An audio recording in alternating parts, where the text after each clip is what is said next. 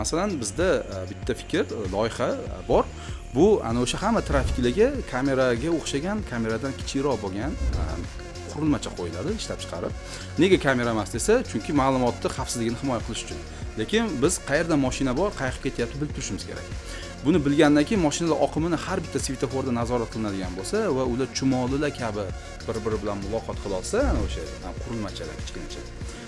Haligi chumolilar juda zo'r ishlaydi-ku, anaqa jamoaviy tarzda. Hech ham urilib ketmaydi.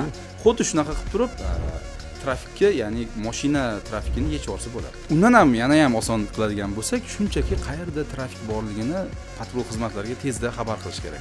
Ko'p joyda o'sha kech qolishadi-da, trafik bo'ladi, kimdir telefon qiladi, kameradan ko'rishar balki, lekin bilmadim. Shunda ham yetib kelish kerak.